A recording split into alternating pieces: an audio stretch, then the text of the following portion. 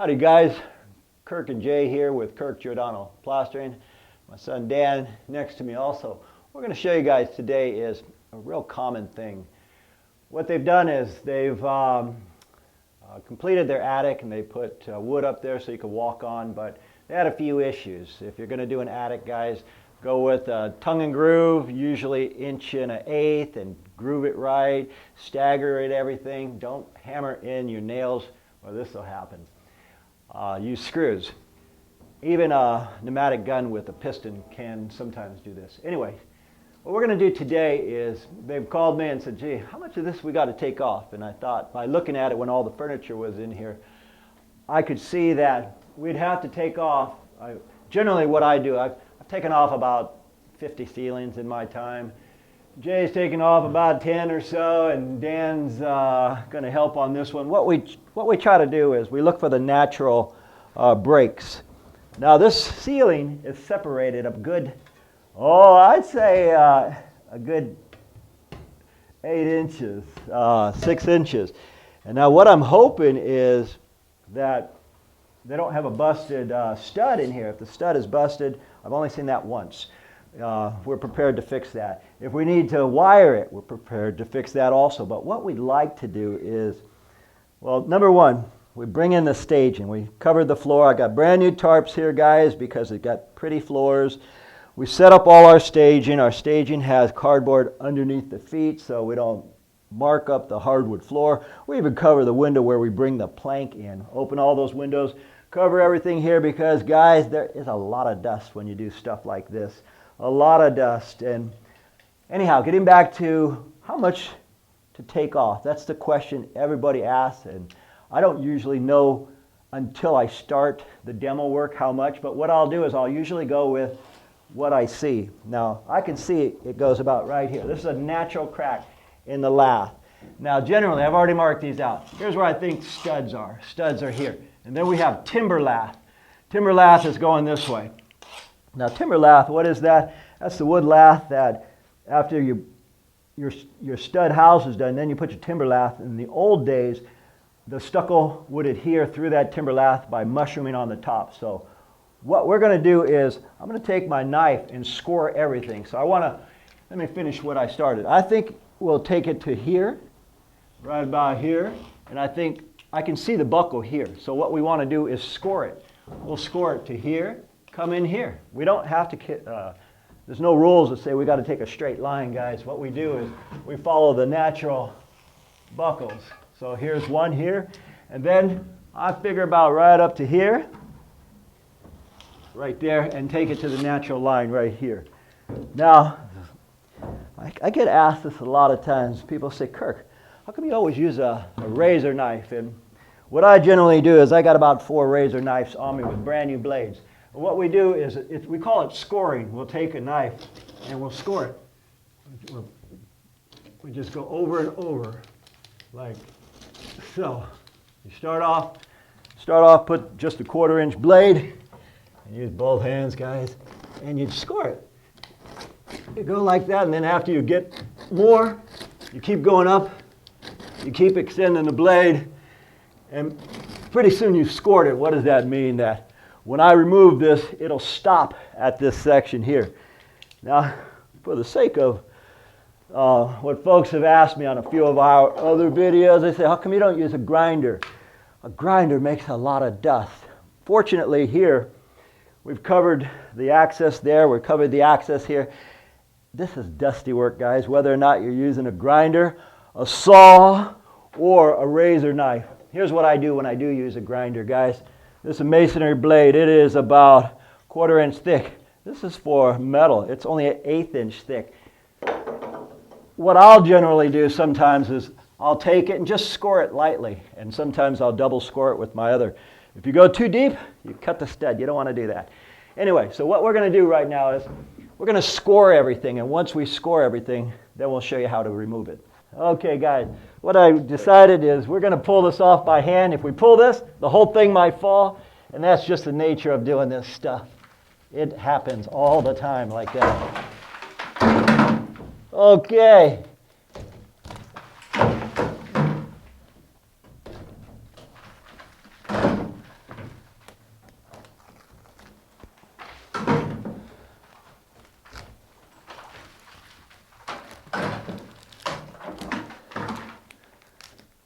2 layers. What a drag.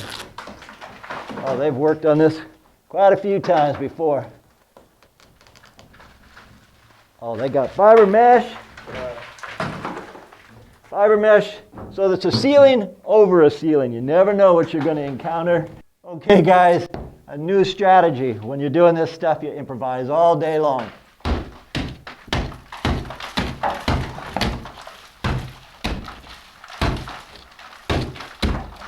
Trying to cut through that mesh. And we pull down.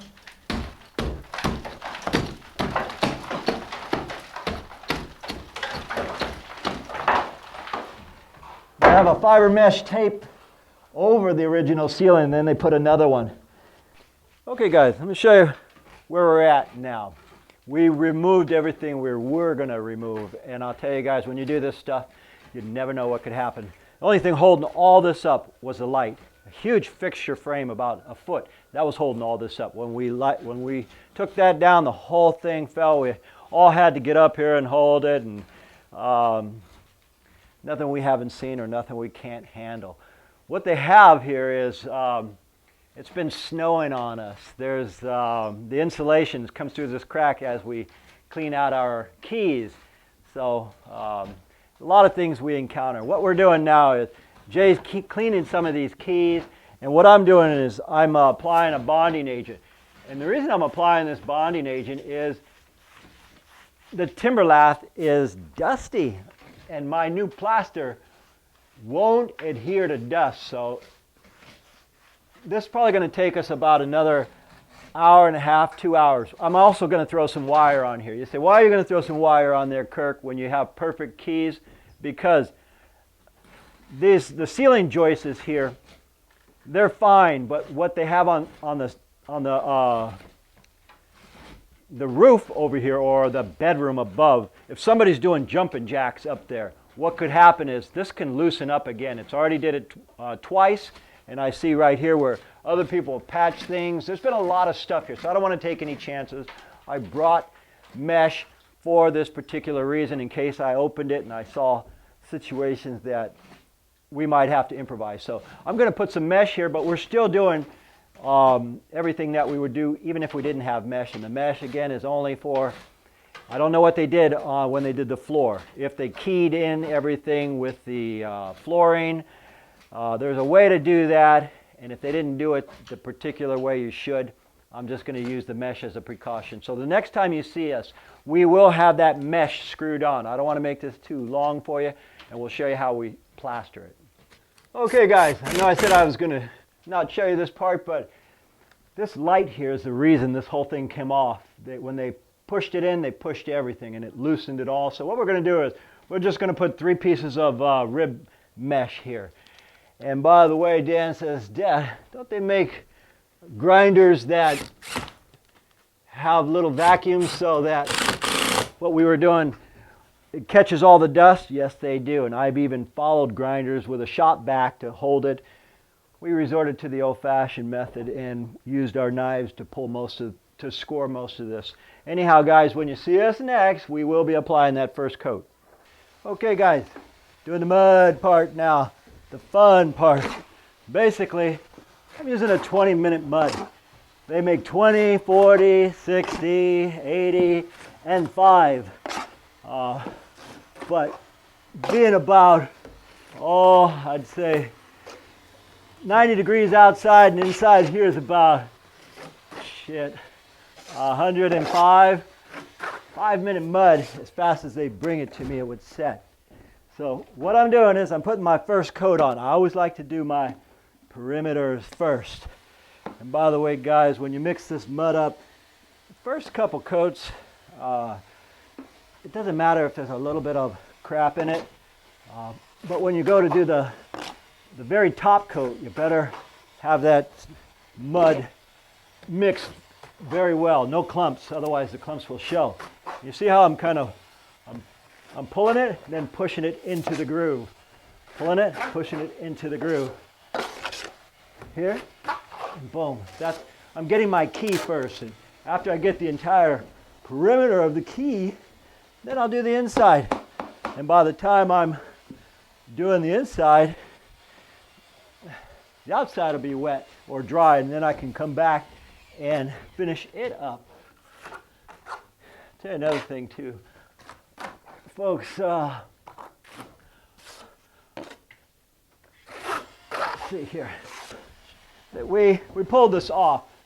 There's 3 coats of stucco here. I mean, you see the key. This is the first one. That's the key. It went up to the ceiling. There's 3-4 coats. You don't need to keep putting more and more coats, guys. Sometimes you just got to bite the bullet and say, okay, it's time to tear it off and start fresh. So that's what they should have did a while back instead of more and more coats, because when I originally came here, there was a lot of little bitty kids running around here. And if you put too much on, guess what could happen? It could just fall off on you or your kids, or you don't want that. You just never know what you're going to find when you open these ceilings up. Once I opened a ceiling and found a wad of $100 bills. Just kidding, guys. I wish. Anyhow, you see where we're going with this. Dan's actually on the camera there. Jay's mixing it.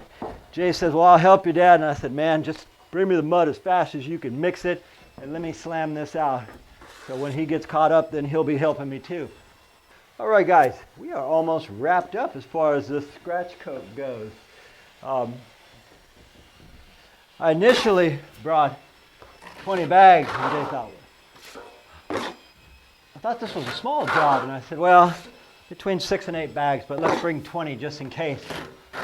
I'm already at about 13 bags, and this is just for the scratch coat. So Jay's going to go get more bags. You never know, guys. Usually we bring way more than enough. And for my buddy Apache, who says, Kirk, I tried doing that stuff and I ended up calling a professional to finish it. Man, we all got our strong points. As I was telling my buddy Apache on email, I tried to fix a Bosch dishwasher. Couldn't do it. Spent, about 10 hours, bought all kinds of parts. A total of 5 separate days. And I finally just called a professional. It took him an hour. He fixed it, the best $200 I ever spent. So, Apache, if you're watching this, man, we all got our strong points. In fact, Dan was going to come up here and help me spread this too, and he's used to spreading walls. So maybe on the next coat I can get him to come up here and spread this Apache so you can see that it takes a lot of practice. And Dan says, I think I can do it, Dad.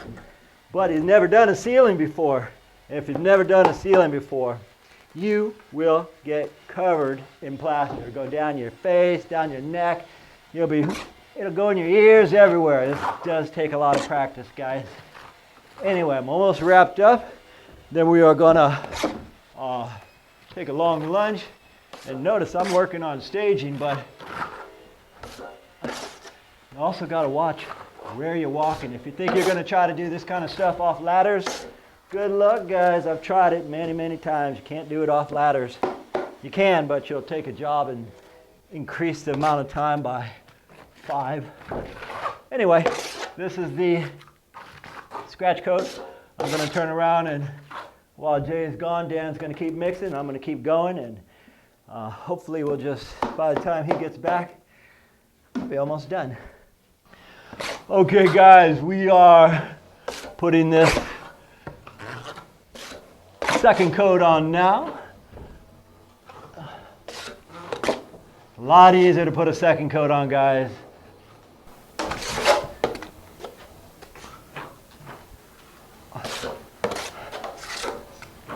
And Dan's going to be mixing for us. Need a scoop? Yep. Cool beans.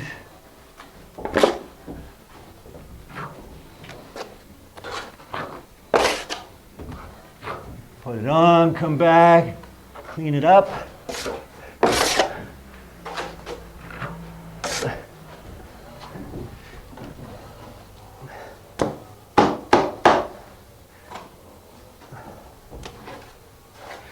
Ooh, it's about 100, 105 in here. Go, blam. Another one? Blam. Okay guys, we are getting there. Mighty hot up here. You can see where this is. Dan says, Dad, how are you going to get it real smooth like those other guys? That's easy. Each coat I put on gets harder and harder. I'll give you an example. Let's see. All right. Getting ready to put the final scoops on right here. It's pretty hard. You take it on edge now, almost on edge.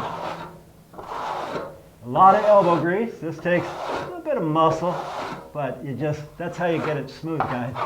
For example, again, say I'm trying to fill this out here because we're somewhat hollow. What I'll do is I'll take it, and each time I'll clean it. See, I'll clean this here,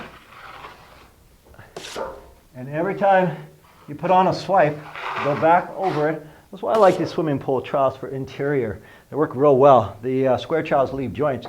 I'll show you something much more difficult. Taking it into the radius. When we take it into the radius, okay, this just takes a little bit of finesse. You put it on, and then you get that radius. Put it on, get the radius. There, and then you just go back over it and get the radius. You don't push too hard right here, otherwise we'll have a big indentation. It's bad enough we're about 1.5 inches thick there. You just take it. You kind of get the feel for it. And the more and more you go over this stuff, or this plaster, the more you get the feel of how much more you need to put on here, or how much you need to take off. We're getting to the end of the ceiling now. I figure about another half a bucket, and I will have this licked. So what I'm going to do, guys, is finish it off, and when I'm done with the entire ceiling, I'll show you how it's done. This is going to take me a good another hour, and then I'll have it licked. Okay, guys, I'll show you a little technique since we've gone this far. See where all these lines are. With this particular plaster, if you just take your trowel on edge, I'm taking it on edge, guys, like this, now on edge, and you just cut it, or we call scraping it, you can get everything out. If you need some mud somewhere, say like here, I still have this little bit here, I can put it here and go sideways. I'm going to show you one more way to do it, and this way here takes a lot of elbow grease, but technically I'm done as far as spreading mud. But what I did is I had Jay mix up a little bit of soup. That just means some new fresh stuff. The ceiling is hard, but not completely. It's still workable. Here's another way. Here's the way I prefer, because it actually takes less muscle, a little bit more skill. Okay, I'll take it and I'll just go over it one more time and I'll bring it back. Kind of like what I did over there. I'll take it.